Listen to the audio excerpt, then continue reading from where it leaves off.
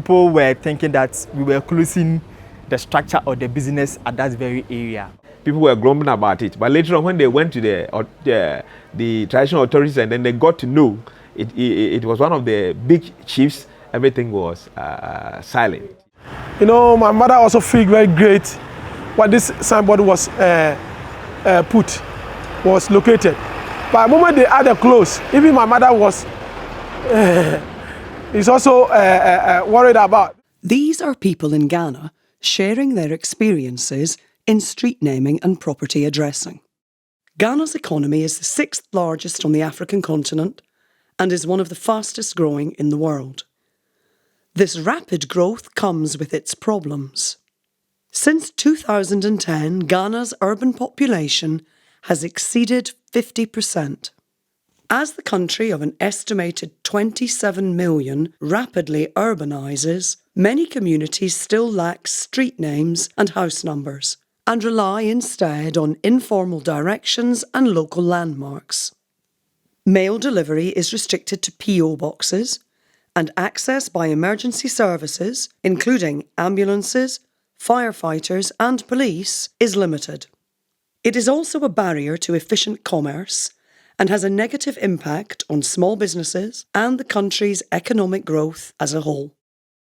In 2013, Ghana came out with a street naming and property addressing policy for the first time.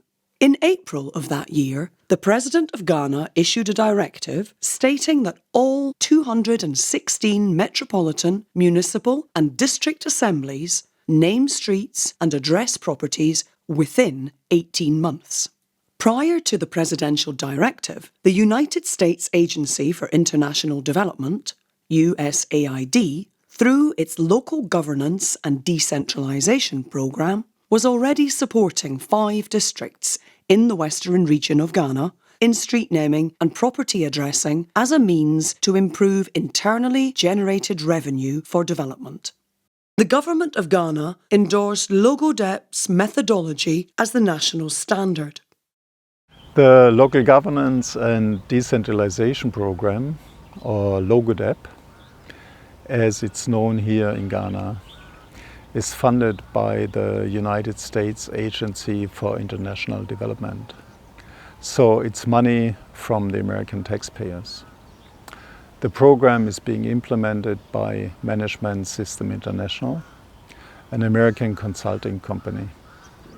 One of our key areas of work over the past 5 years that we have been operating has been helping district assemblies to generate more funds locally, so they are then better able to provide services to their communities. We have tied this to other work on street naming and house numbering. The support is mainly for the western region of Ghana, supporting the districts within this region to be able to improve or strengthen their democratic and decentralized governance by involving the civil society. The Western region is the 4th largest of Ghana's 10 administrative regions. Just as is happening in the other regions of Ghana, government subvention is not enough to support the district's development. The districts, therefore, have to look for their own means of generating revenue internally to support their development prospects. We realized upon interaction with the district and the Regional Coordination Council that their main source of funding, apart from the government funding, was generating funds internally, and it was basically through properties and business licenses. Meanwhile, the districts do not have any established database, and it's all because they don't have a proper addressing system to be able to easily locate the properties and also the businesses.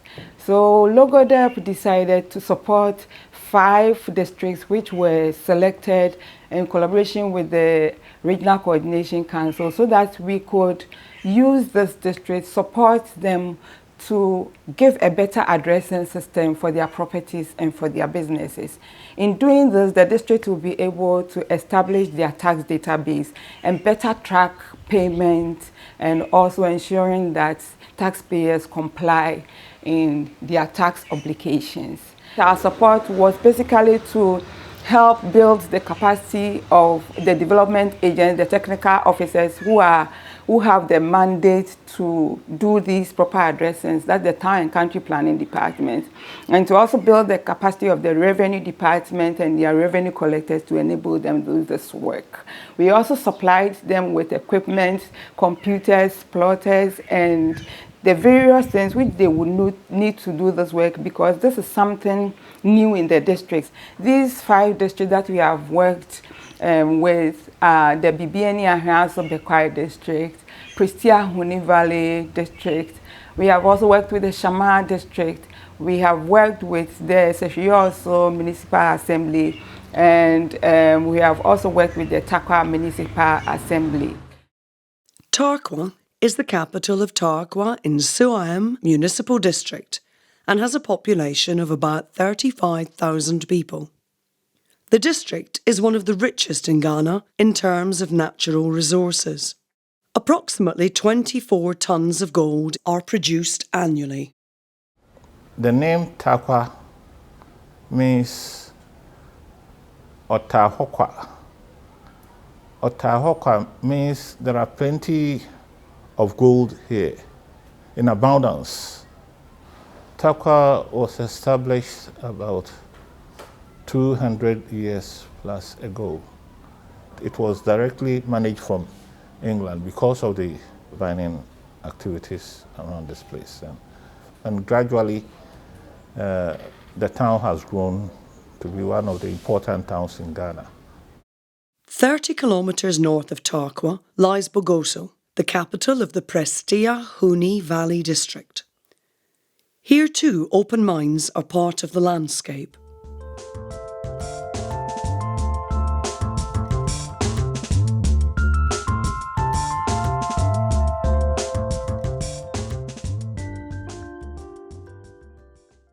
Bibiani is the capital of the Bibiani and Wiawso Baffoe district, located in the northeastern part of the western region, and has a population of about 22,000.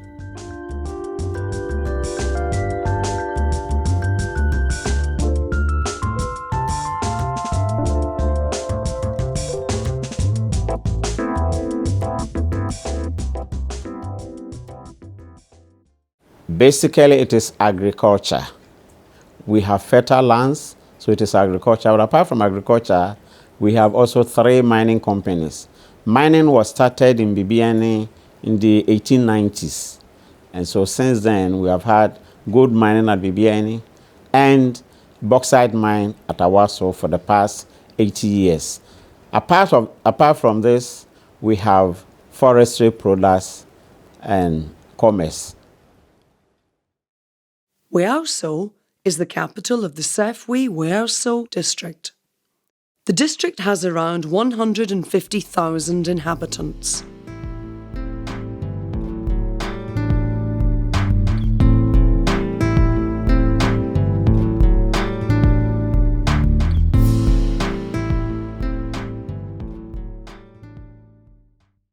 Shama is the capital of the Shama district. Most of the 24,000 inhabitants are engaged in fishing and related activities.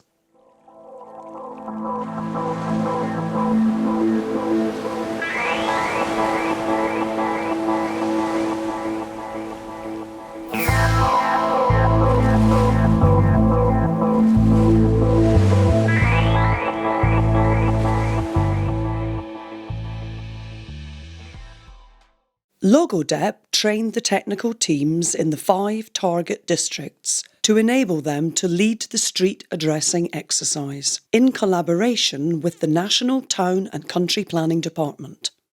Our main task is to train planners at the district level how to use information technology.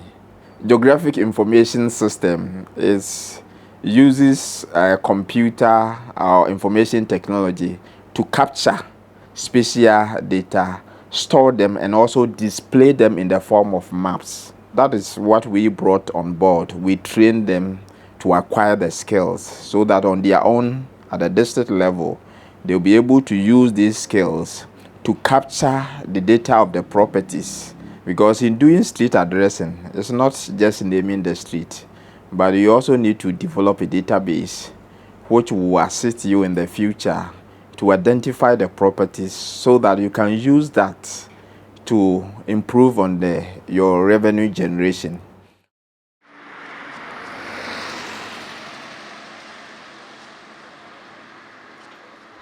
Oh, first, they need satellite image, area photos, they need any GPS side for the pick information.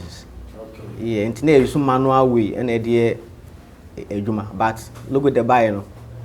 Yanya area photos, GPS ni equipments are folder. At me boy. A street name you know, buy you call workshop about almost 6 times. Oh, Tarkwa. And I'm training how I wait me use GIS. It me they produce maps. Until after that, after training, I'm acquire area photos. Logo them acquire area photos. Until the area photos look call ground routing. We did what we call ground routing, or in simple term, updating, just to find out that whatever it is captured on the area photo is what is being pertaining on the ground. First, no statistics you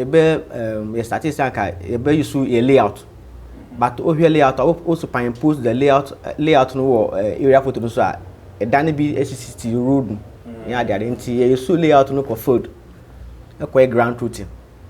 After ground routing about office digitize according to the passes as write me a number.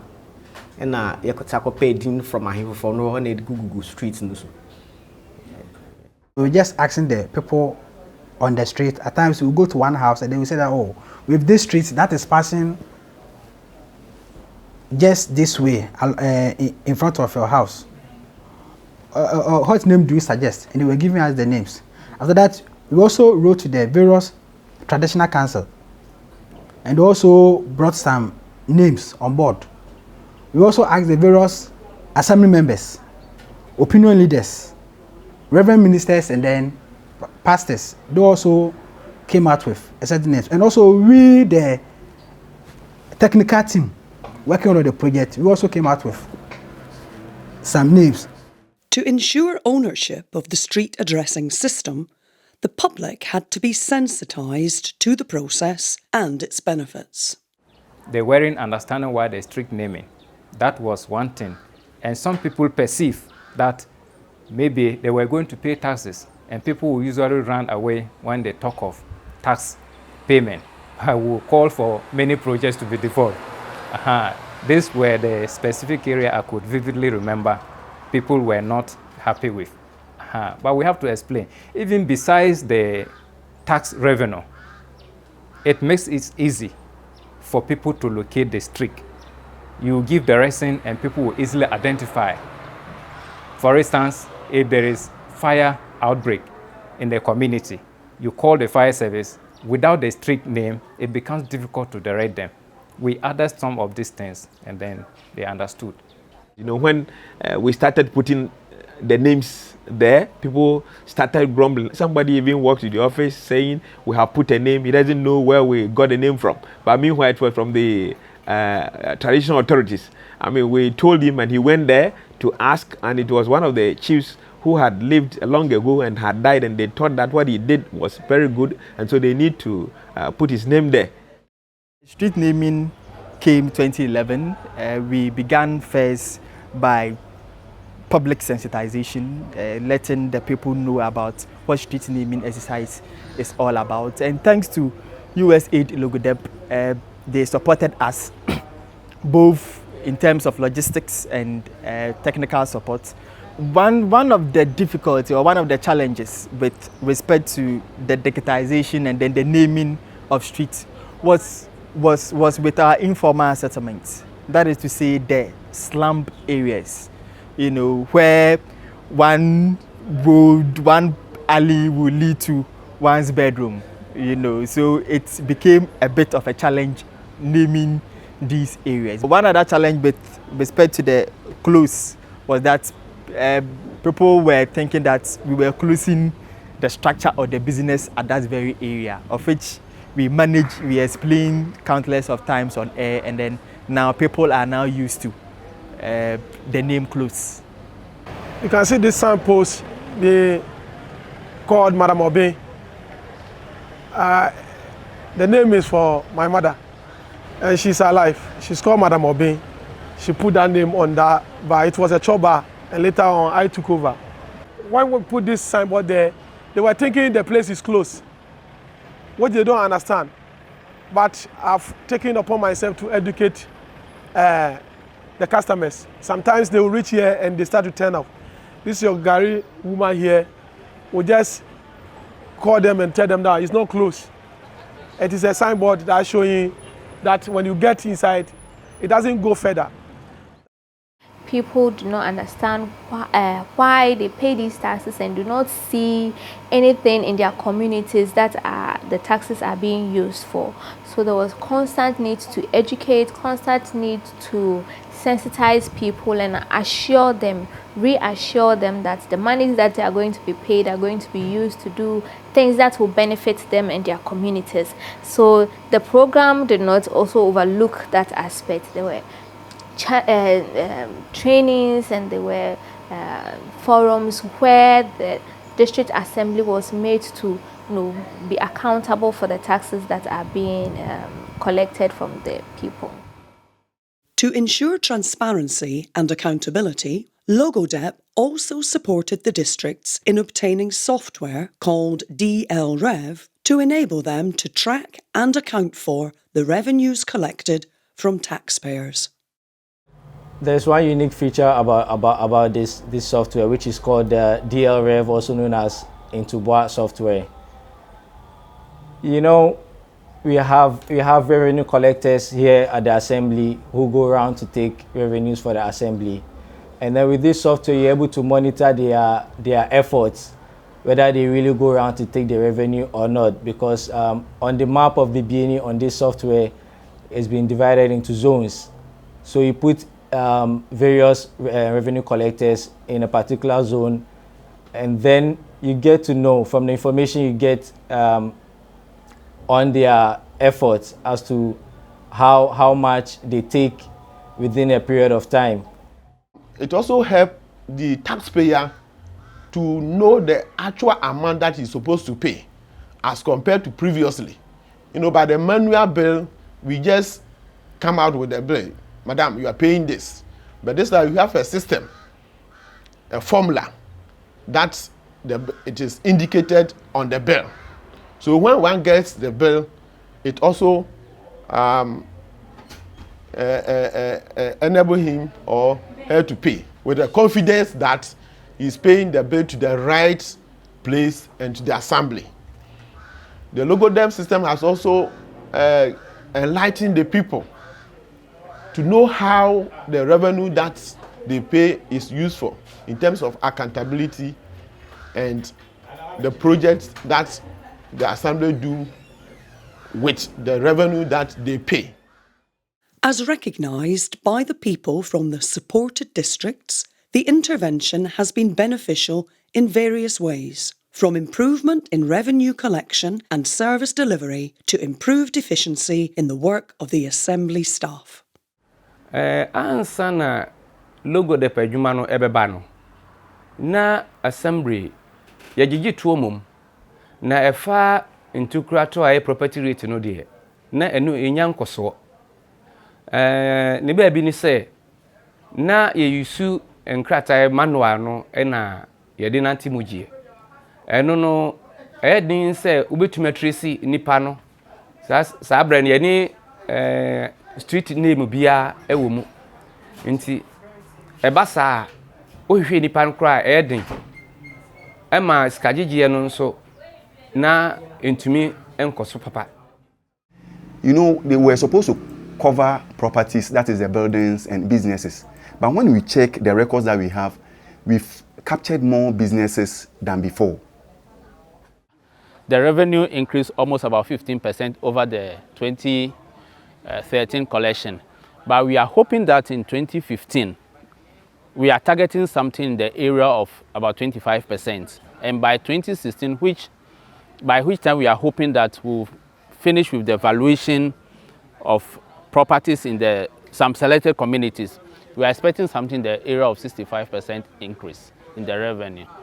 And all is because you have a data that you can say, I'm collecting this money. Formally, before the Logodem came in and then the program started, we were using these big tables with the tracing papers to work. When the program started, most of us in the department have not even used a computer before. And when the program came in, they taught us how to use them, and we were able to catch things fast. Within a week or two, we can finish a layout, a full layout. But in the old system, you can use about 2 or 3 months to finish one layout. But this one is faster than the old system. We came to appreciate the advantages of working with digital information compared to analog paper, which is difficult to update because you have to, if it's one map, you have to redraw the whole thing just to update it. But with the digital environment, you can just add on to it anytime, print, and analyze issues. We don't necessarily need to go to the field all the time to see what is there, but the auto photos provide us with information on the ground, and we can now attach a bird's eye view to what is on the ground and to facilitate decision making. Because we present this to the statutory committee members when we are making decisions on which applications to approve or otherwise. The street naming has not only helped the assemblies to generate more revenue to sustain district development and growth, it has also benefited the fire service, police and hospitals, and makes it easier for customers and businesses to connect. Basically, street naming has been a very important exercise in our delivery of our duty. Formerly, when we came here, there was no street naming exercise, and we used to find it very difficult to locate our people who call us if there's the need for an emergency. But after this street naming exercise, we are able to locate people easily. They are making good use of their system. Sometimes they will call and they will give you a location, but then they will tell you Apple Street, this street, or this lane, Joko Lane. By the time they are making good use of the names. Actually, the street naming has helped us a lot. Formerly, people come around looking for relatives, friends, and so forth. And even the school, they want to know where the school is. But once they call and I give them the direction, they walk straight to my setup, and I think it has helped a lot. Of the 5 pilot districts, Bibiani and Wiawso Bekwai has consistently demonstrated best practice in its approach to the work and the standards achieved. The Assembly has recorded a 3-fold increase in internally generated funds, or IGF, since introducing the new system.